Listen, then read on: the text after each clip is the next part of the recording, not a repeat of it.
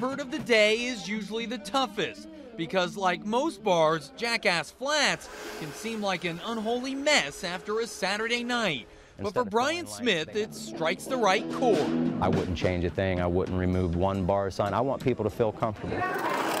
The sweeping and setup help wash away the sins of the night before as the bar undergoes its weekly transformation.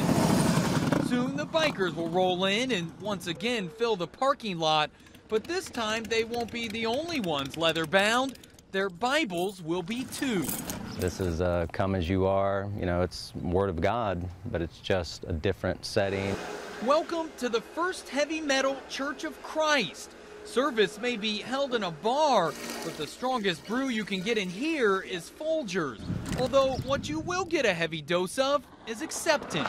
You know, we welcome everybody, and we do. Prostitutes and drug addicts, and the only requirement we have is that the prostitutes be on their lunch break, you know. I mean.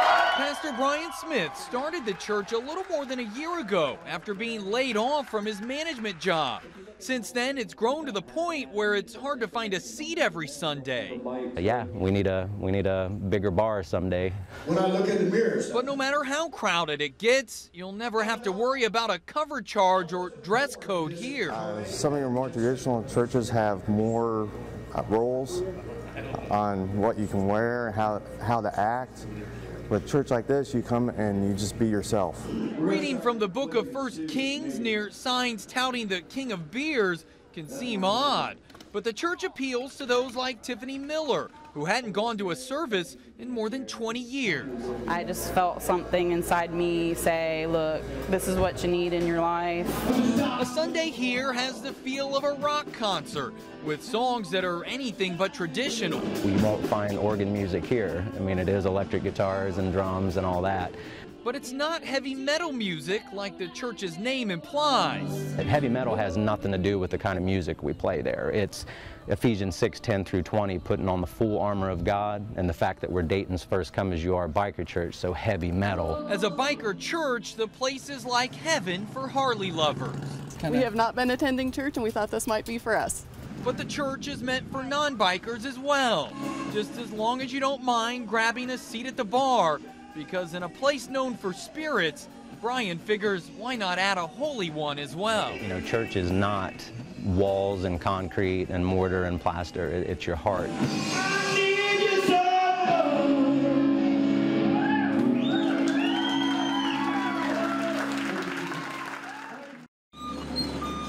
Game day arrives bright and sunny, the field almost ready, and the pep talk prepared.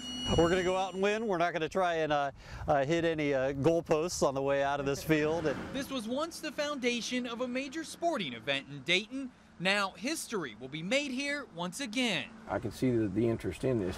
Something about the place seemed to catch the eye of those who walked by it in Triangle Park. We always noticed it. We always noticed it. But they weren't the only ones, which is why soon this old building will be at Carillon Park.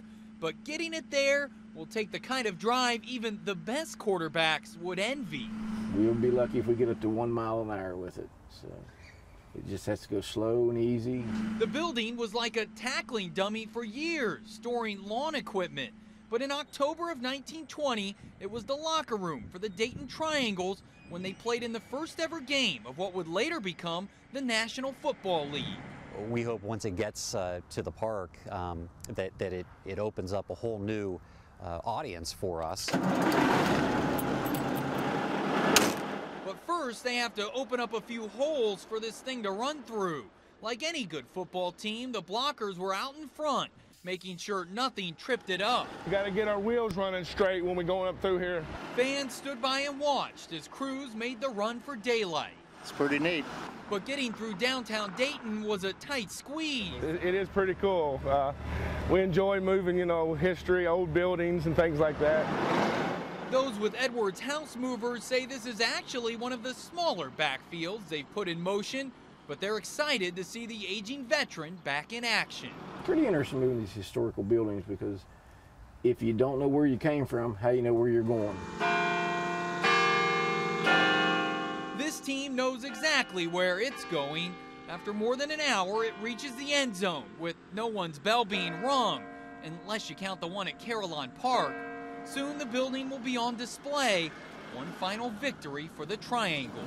Because it has that national prominence that goes with it, we thought it was worth saving and safeguarding and telling the story. Jordan Burgess, 2 News.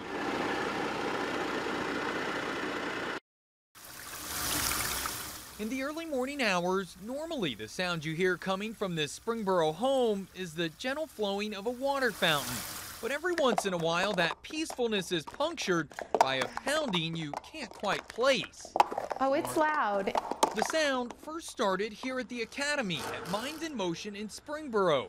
That's where it began to take on a certain rhythm. They love to watch him. Everybody's just so amazed at how fast he can do it. Best trophies. Since then, the sound has followed Dominic Ratucci wherever he goes. Whether or not you like to listen to it, you can't help but watch how he does it.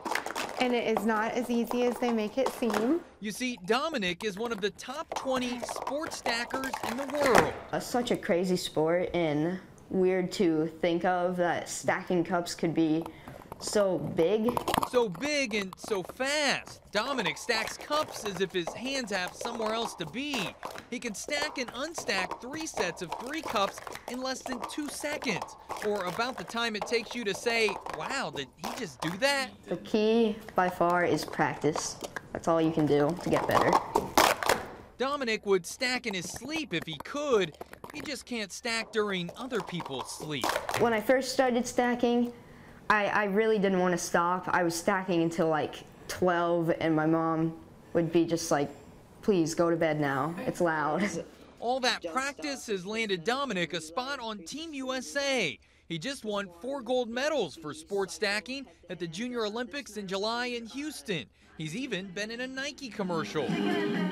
It's more than he ever imagined when he built his first cup pyramid at the Academy. I did not ever think I could get on the USA team. In the 3 years Dominic's been stacking, the sound has become a more familiar one around the house. His mom can now tell how many cups he's working with simply by listening. You may want to get used to the noise too. It could be coming to a living room near you. I think if enough kids get into it and we can spread the word of what a great sport it is, you know, who knows what could happen. Jordan Burgess, 2 News.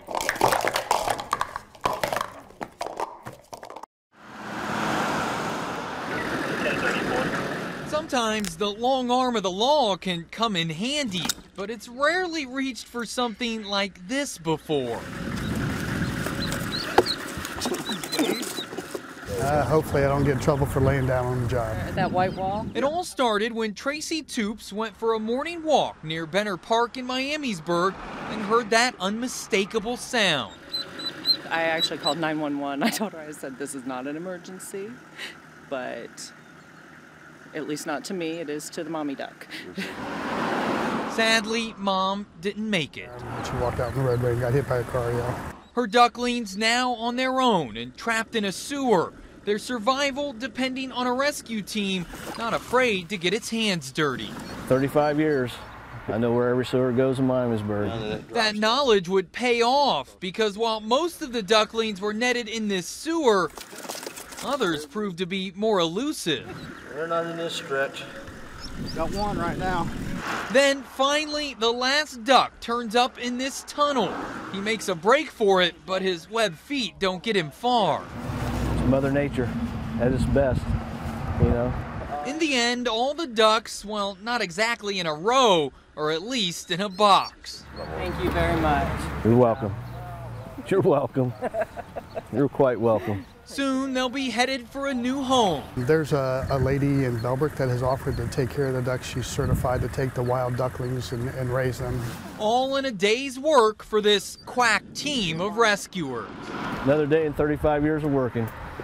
You never know what you're going to run into. With every drip comes a story.